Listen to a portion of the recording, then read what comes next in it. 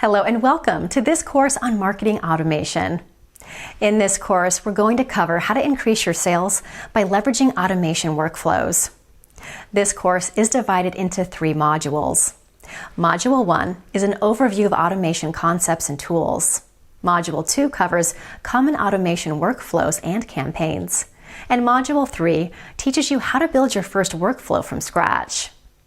By the time this course is over, you'll know how to effectively use your marketing automation for your business. So, without further ado, let's dive into the first module. Okay guys, welcome to Module 1. In this module, our expert will give us an overview of automation concepts and tools. So, get ready to take some notes and let's jump right in. All right, so for starters, what is marketing automation? Well, the textbook definition sounds something like this. It's a process where technology is used to automate several repetitive tasks that are undertaken on a regular basis in a marketing campaign. Now that's true, but today when people refer to automation in online marketing, they're usually referring to specifically workflows that use smart logic to take action based on how prospects behave or other parameters. So basically, marketing automation today means using technology to dynamically adapt the experience of your prospects or your leads or your customers after their initial reaction with your business based on either their actions or other attributes about them. So for example, once a lead opts into an email list, you can customize subsequent marketing messages sent to them based on their location or maybe based on answers that they filled out on a form or based on whether or not they've opened certain emails, clicked certain links, visited certain pages, and so on and so forth. In fact, you can even dig down so deep that you tailor your marketing messages based on how long they watched a video before leaving the video. That's how in-depth this whole concept of marketing automation has gotten these days. Does that kind of make sense? So we're going to go more in depth into the types of automation workflows that you can create later on. There's a whole bunch of them. But first, let's familiarize ourselves with the various tools that you can use to leverage marketing automation in your business.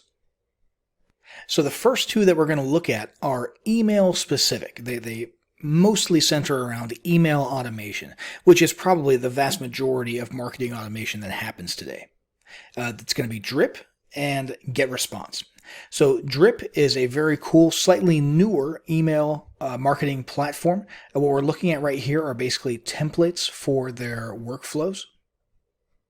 You can get really into the weeds and take all sorts of specific actions based on how they're behaving and how they're responding to your marketing campaigns, and the marketing automation is probably one of the more powerful features of Drip. It's sort of one of the things that they focused on when they first came into existence not too long ago. And as you can see right here, there's a little diagram of the marketing automation and workflows that you can create. And the one thing that all of these tools have in common is that they're all drag and drop these days. There's no programming involved or anything like that. It's all drag and drop, the creation of automation workflows very easily. Anybody can do it, even if you have very low tech skills. The next one is going to be GetResponse. Now, GetResponse has been around a whole lot longer. When it was first created, it was basically meant to be an automation and a newsletter broadcasting platform for email. But they also added marketing automation as a newer feature not too long ago, and it's very similar to Drip. Slightly less functionality. It's almost completely 100% email based, whereas Drip does overlap into other things like adding people to custom Facebook audiences and integration with other applications as well, whereas GetResponse is almost entirely focused just on the actual emails, the meat and potatoes of email marketing, and almost nothing else. Still a very good platform, though, for automating your email marketing. One of the common themes that you're going to see here as you go through GetResponse is the question of tagging and scoring. Okay, so as people act a certain way, as they behave a certain way in response to your emails, you're basically going to track that, or the software is going to track that, and it's going to assign scores, right? So a certain amount of points are going to be earned every time somebody opens an email, every time somebody clicks on a link, and so on and so forth.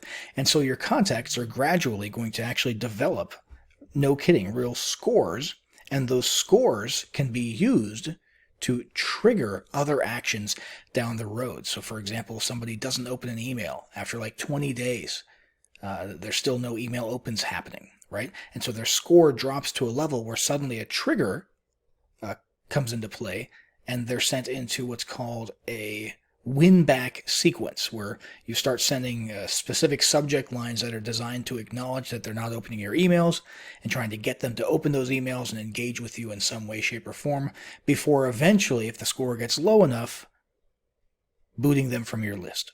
Okay, for the sake of list hygiene. And that's just an example of what you can do with scoring. You get the idea, though. It's very, very in-depth, and there's a whole lot of things that you can do. Now, Drip and GetResponse were just two of many email marketing automation platforms that there are. Now let's have a look at one of the all-in-one platforms out there. This is getting to be a more common theme these days, the all-in-one concept instead of the best-in-class concept. It's a different philosophy, and there's no right or wrong about it.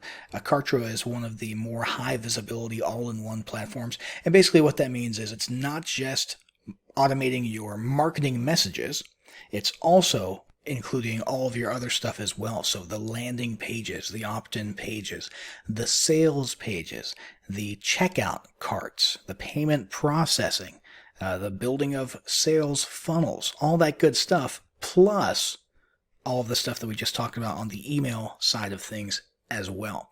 And even memberships. Okay, so product delivery, all of that sort of contained in one thing. And as you can see, it's designed to work together quite well within the platform, right? So lead capture page, somebody opts in here, a lead is created. They have a tag added to that lead, which is just prospect. And then they're subscribed to a campaign, and then they're sent to a sales page. And after they check out, then they are untagged as prospect, and then they're tagged as a customer because now they've purchased something, and you can send emails based on that behavior. And then later on, if they purchase an upsell, then they are tagged as a repeat customer, and then they're sent to the product delivery, the membership, and you get the idea. Just on and on it goes. So many things that you can do with tagging, scoring, as was the case in GetResponse, and basically just adapting the entire experience from their perspective based on their behavior and the action that they take. Now, Kartra we called all-in-one because it includes both the front-end customer-facing, lead capture and sales pages and funnel aspect of things, plus the email automation side of things. And the Drip and GetResponse platforms were mostly email related, with maybe a couple other things woven in there. But the true all-encompassing marketing automation platform is going to be Autopilot. Autopilot has got its hands in so many different bowls. It is not a funnel builder. Okay, it does not attempt to be like Kartra or like ClickFunnels. It doesn't handle the customer-facing front-end pages. Okay, but it does so much more than just email marketing. The email marketing and the marketing automation software in Autopilot reaches into Facebook ad pixels. It reaches into using Twilio for SMS messaging. It reaches into all sorts of other tools like Trello and Slack and so on and so forth. There's no end to the things that you can do inside of Autopilot. It connects with Pipedrive is one example here. It connects with all sorts of other things. You've got your Facebook here. You've got Typeform there. There's so many different things that it connects with. And because of that, you can do multifaceted automation workflows that reach in all sorts of different directions and through all sorts of different channels. One example would be the sending of actual physical postcards. That's another thing that you can automate via Autopilot. Not many platforms can say that. And so for that reason, Autopilot is what we're going to be using as we go through the next couple modules. We look at the types of marketing automation workflows and campaigns that you can create, different templates, different styles, as well as finally creating our own campaign from scratch. We're going to be doing all that inside of Autopilot. whichever platform you end up using, most of the functionality that you're trying to achieve, especially on the email automation side, is going to be mostly the same. It's all click, drag, and drop. Some of the terminology will be a little bit different, but it'll be mostly the same. So don't feel pressured to only use Autopilot. That's what we're going to be using, though, because of how expansive it is.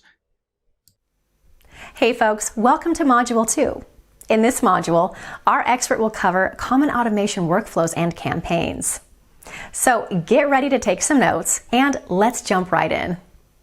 All right, so we're going to be starting out with the most basic of workflow automations, and that is basic lead nurturing. And again, we're using Autopilot here. We're going to be using that for all of the different types of workflows that we're going to be looking at in this module.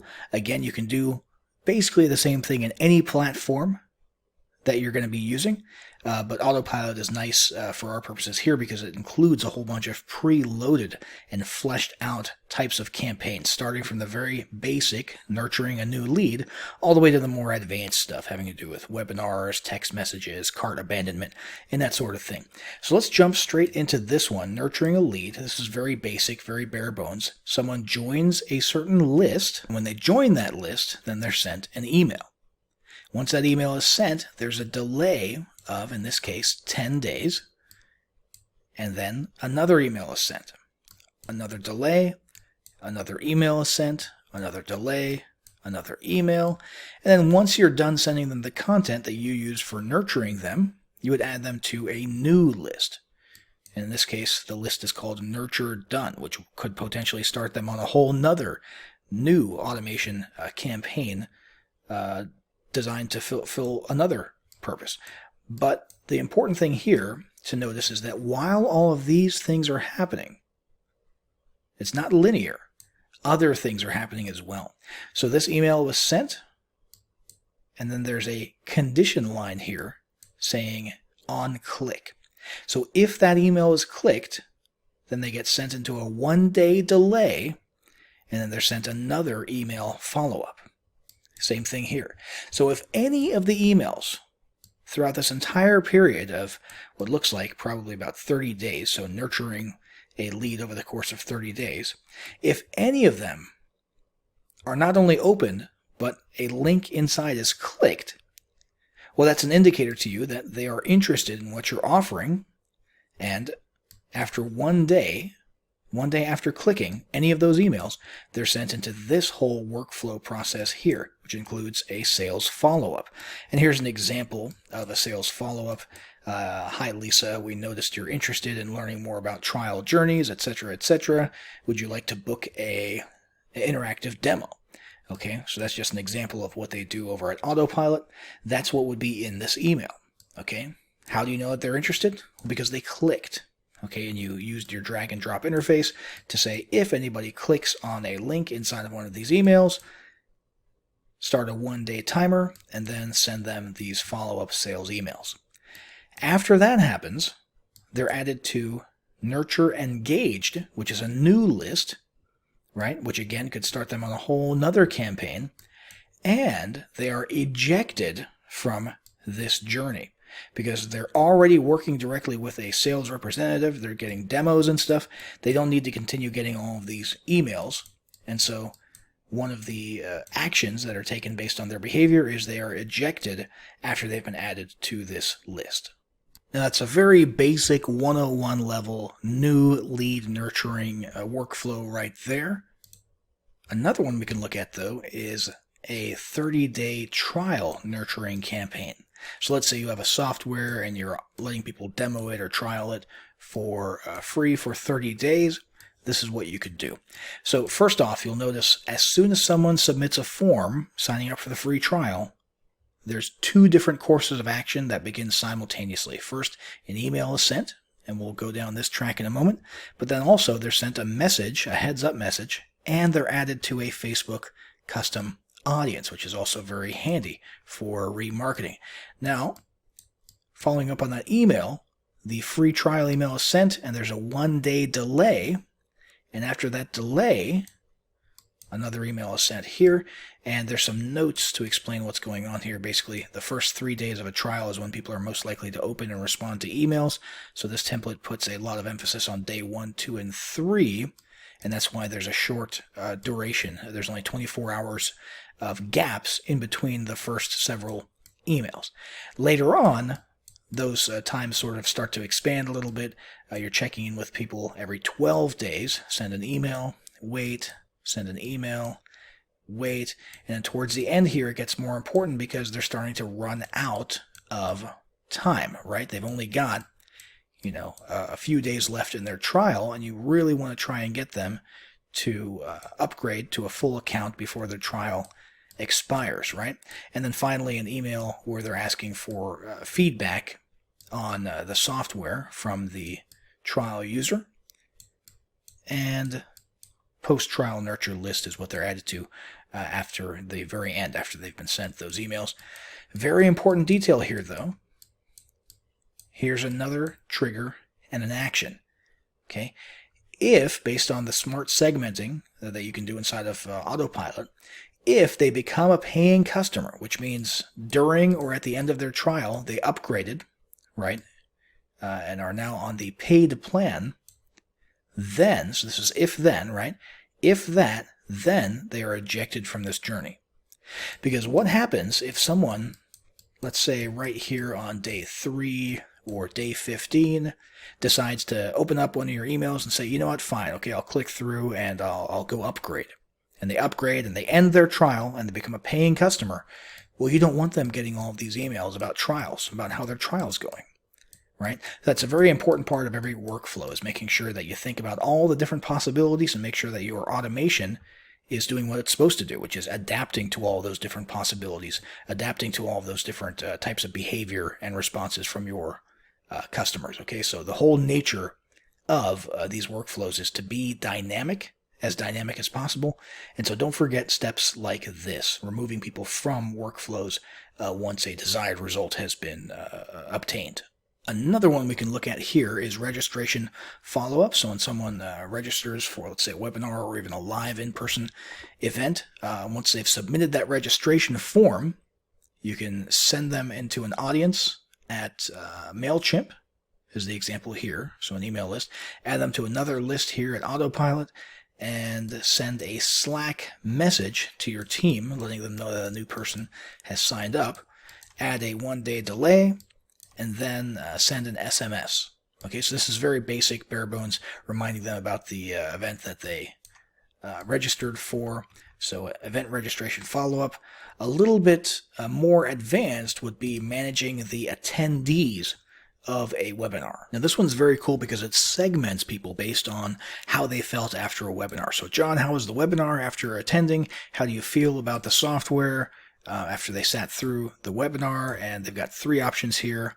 Happy and comfortable, which they're categorizing as expert. Okay for now, which they're categorizing as intermediate. Or I'm still confused and need more help, and they're labeling that as beginner. Okay, so once that email is sent out, there's a condition, which is click, and then determining which page was visited, so which of the links was clicked, and depending on which one was clicked, then they are sent into different email autoresponder campaigns here, right? So in the case of this one, they're recommending the templates library. They're asking them to sign up for a free trial. And they were added to a list before they were sent those new broadcasts. And then there's a 15-day delay, and then they're sent a survey, and they're asked to fill out a survey asking, how likely would you be to recommend Autopilot to others? And that's another survey software that this directly integrates with. So another cool point for Autopilot there.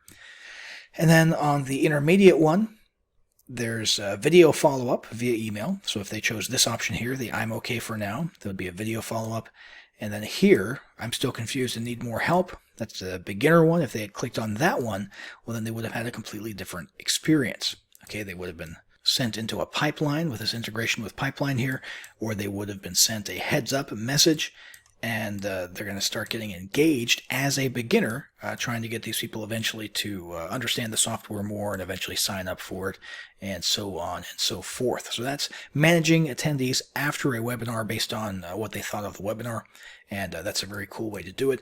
Another one here, this is very common, possibly the most common automation workflow, at least in the e-commerce space, and that is shopping cart abandonment and recovery. It's pretty simple, but boy, it really impacts your revenue in a positive way if you've got a cart abandonment automation workflow set up. So somebody is sent to a list, and the list is based on them abandoning a cart. So they've put in their email address on a shopping cart, but they didn't end up going all the way through the checkout process, so they've been added to that. And the first thing that happens here is they are added to a Facebook audience so that you could do retargeting via Facebook ads, right? Asking them why they didn't check out, or reminding them that they still need to purchase, so on and so forth. But then there's a 1 hour delay from when they were in the cart and didn't purchase, 1 hour delay. And there's one of those "you left this behind" emails. You've got those 1,000 times, I'm sure. I certainly have. You forgot to check out, etc., etc. Did you forget something? Those are very common subject lines. And then there's a 4 hour delay again. And then there's an if here, a condition. Okay, if they visited the cart again, and if they have not visited, then you're sending another email here. Okay. Saying our team are here to help. Okay, so basically just continuing to reach out to them and see if they need anything else. See if you can sort of nudge them towards making that purchase. Okay, a 1 day delay here and visiting the page, that's the condition. If they have not visited, then you're doing a split test here, which is another very cool feature of Autopilot. Okay, you're sending an abandoned cart discount to half of them. It's a 50-50 split. So half of them get that, and then the other half get a free shipping offer. So in this case, it's a discount, a coupon on the actual price. And in this case, it's a free shipping offer. And so here, not only are you sending people through a journey that very well could bring them, from being a cart abandoner, a visitor, a window shopper, if you will, to being a customer, but you're also figuring out which approach leads to the most successful sales. Because you can look at your numbers after this and you can say, hey, the people who got the discount code, the coupon code, they converted at 40%, but the people who were offered free shipping, no coupon, no discount, but free shipping, they converted at 60%, right? So the split test functionality inside of Autopilot, as well as other marketing automation softwares out there, is definitely useful, and always be sure to test. Here we've got cart recovered. Okay, once that person has indeed gone back to the cart and finished that initial purchase that they were going to make, okay, remove them from the abandoned cart list, remove them from the Facebook audience that you added them to here, and eject them from this journey, eject them from this entire workflow here, because you don't want to keep sending them emails saying, hey, why didn't you buy this thing in your cart, if they did, in fact, buy it shortly after being put into this recovery campaign, right? So eject them from this once you've been successful so that they don't continue getting more messages. And last but not least, we're going to be looking at SMS marketing automation here. And the example that we're using here is hosting an event or a meetup where people can submit their registration via Typeform, right? And you add them to a list, right? An email list here, and you can send them an email here. But more importantly, you're sending them an SMS, because presumably you collected their phone number here as well. So you send them an SMS via Twilio, which Autopilot integrates with, and you're just reminding them that they're registered. As you get closer to the event, you're sending simultaneously an email campaign reminding them, but you're also sending them SMSs. Our event is tomorrow. Are you still coming? Right? If they reply yes, great, can't wait to see you here. So there's an acknowledgement of them replying yes. If they reply no, oh no, you'll be missed. We hope to see you at another one. And then you can segment them to, based on that response, segment them to a new list saying not attending, versus the list for a confirmed registration, right? And then on the actual day of the event, you've got a time trigger here, and that's a very important part of this for events, time trigger. And based on that, if they are on a list or segment, for in this case, for example, not attending the meetup, pay close attention here. This list is the not attending meetup list. So if they are not on that list, if the answer is no, they are not on that list, we want to send them the event reminder, because that means they are attending. If they are not on the not attending list, we also send them the SMS saying, hey, it's tonight, don't forget to show up, right? So that's how they segmented these people, and that's how they responded based on whether or not they had been added way back up here to the not attending meetup, which was based on their answer to that SMS, right? So as you can see, it's pretty complicated, but in a good way. There's all sorts of really cool things that you can do here inside of Autopilot. And these are just a few examples. There's dozens and dozens of different types of workflows that you can create to sort of maximize the power of marketing automation in your business. In the next module, what we're going to be doing is basically starting with a blank canvas and creating a whole workflow automation from scratch. All right, welcome to Module 3. In this module, our expert will show you how to build your first workflow from scratch. So get ready to take some notes and let's jump right in. All right, so here we are on our blank canvas. We're going to take everything that we've learned so far about automation workflows, and we're going to create our very own right here from scratch. Now, what we're going to create is basically a welcome sequence where we deliver a lead magnet that somebody just opted in for, and we're going to try and upsell them to a higher priced offer, and we're going to do a couple other peripheral things at the same time. Okay, so the first thing here is going to be form submitted. We're going to click and drag that over here. And when somebody submits the form on our opt-in page, then the action that we triggered, because that one was a trigger here, the action is going to be that we're going to add them to a list, a corresponding list. You would click here and you would choose the list in question. And the next step is going to be to send an email after they've been added to that list. So we'll send them an email, and that email will be the welcome and delivery email. Now, just so you know, inside of Autopilot, all you would basically do in here is literally either take an existing newsletter or email that you've created, or you would create a new one and a pop-up would show up and you would basically create your email right here inside of the workflow creation page, which is very handy. But before we go down that email route, we want to do those other two peripheral things that I mentioned. So when somebody submits the form, we're also, at the same time as all this other stuff is happening, we're also going to add them to a custom Facebook audience. And we're going to send them an SMS message. Okay, we're going to pretend that we had a phone number field on that contact form. Okay, so we'll add them to an SMS list and send them an SMS message thanking them for their order and telling them to check their email inbox for this email right here. And this email right here, let's go ahead and take advantage of the annotation tools here, just so that we and our team understand and remember what we're seeing. Welcome and delivery, let's call it. We'll just drag that right here, so whenever somebody is looking at this workflow, they understand what this email is. And let's see, let's add a 24-hour delay. Let's go ahead and grab this, stick it here. On send. So after this email is sent, that'll trigger a 24-hour delay. Delay of 1 day, good. And then, after that delay, we're going to set a condition. Okay, we're going to see if they have, in fact, clicked on a link in this welcome email that was sending them to the upsell. Okay, so let's go ahead and look for our conditions here, which are at the bottom. And we're going to put has visited page.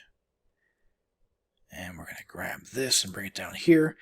And then from this point forward, where they go in this journey is going to depend on whether or not it was yes, has not, or excuse me, no, has not visited, or yes, has visited. Okay, so this is sort of a fork in the road. So let's say that they did not visit. Oops, click and drag. We're going to put a check email status trigger here. So not visited, we're going to check email status. And if they did not even open that first email here, so let's go ahead and actually just select this one. That's just a placeholder there. Go ahead and publish and exit. Okay, so if they did not open email 1, which is over here, the welcome and delivery email. If they did not, then we're going to want to resend that email, okay? Because that happens. Sometimes people don't check the welcome email or the delivery email that they just got right after they opted in for something. So you send it a little bit later. So in this case, if they have not opened, we send them that email. And let's go ahead and annotate that so that we understand, so our team understands what this email is. But resend welcome. Go ahead and put that here. And then, what if they did open that email? We'll send them a further upsell email. If they did open. And so we'll continue the campaign we're trying to upsell them, right? Let's go ahead and annotate that as well.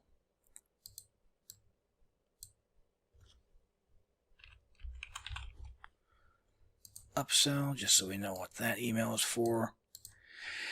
Now, let's say that they did in fact click the link in this initial email and buy the upsell that we were offering them. Well, that brings us to this question. What is this page here? Okay, where did we put the pixel? And we're going to say that this page here is the successful checkout page. Okay, so the order confirmation page after they've checked out after purchasing the upsell. Okay, so if they have not visited that page, that means they still have not purchased. That's why we're continuing the email experience here, right? Which is ultimately designed to get them to buy. But what if they did end up on that page? Well, if they ended up on that page, that's the indicator to us that they purchased the product in question. And so let's go ahead and do 3 other things. If they did in fact end up on that page and they purchased, we want to, number 1, we're going to go with has visited.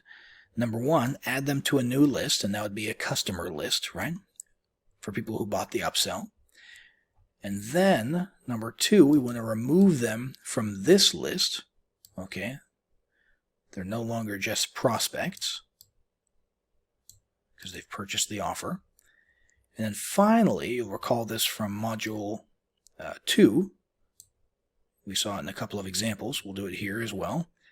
If they visited, we will eject them from this journey. Remember the logic there. If they ended up on this page, an order confirmation page, so if they purchased, then they don't need to continue getting these emails, bothering them about purchasing the thing that they've already purchased, right? So as soon as they've landed on this page, immediately they would be ejected from this so that they don't get any further emails, okay? And that's it. That's our little email automation experiment here, okay? So let's just recap what we did. Form was submitted. Somebody opted in for a lead magnet for a free gift of some sort. We added them to a list. At the same moment, we also added them to a Facebook audience so that in the background, behind the scenes here, we could also have been retargeting them with that upsell offer via a Facebook ad. SMS message reminding them to check their inbox to actually download the free gift. And we also want them to check because there's links in there offering them the upsell, right? 1 day delay. After 1 day, if they visited that page, which means if they ended up on the order confirmation, so they purchased the upsell, if they did, we remove them from this list. We add them to a new list, which acknowledges that they are a customer, so that's a buyer list there. And then we eject them from this journey, and that's it. Okay, nothing happens after that point. They are basically cut off right here, right? But if they did not visit that page after that 1-day delay, then we go and we check first, did they even open this initial email? If not, we resend that welcome email. If they did, we proceed to a marketing email where we focus on selling them on the upsell, right? And then presumably you could just continue down this path with more email marketing, to the right here, and so on and so forth. But that's the basics of setting up an email automation, a marketing automation workflow. And again, it's not just email. As you can see, it's Facebook audiences, it's SMS marketing, a whole lot of other things that we could have done here. We could go in here and integrate with that postcard shipping service and have postcards sent to these people depending on what information they submitted in the form. You can do pretty much anything with marketing automation, and hopefully this has sort of helped you get comfortable with the idea of marketing automation, because it sounds like a very complex and intimidating topic. As you can see here, thanks to the tools that we have today, such as Autopilot, it's drag and drop simple. And frankly, if you're not using it in your business, you are leaving a whole lot of potential money, potential sales on the table. As you can see, it's easy to do. There's no excuse for not doing it anymore. Take what you've learned in these lessons here, go and apply them with your tool, with your software of choice. Start leveraging marketing automation in your business today.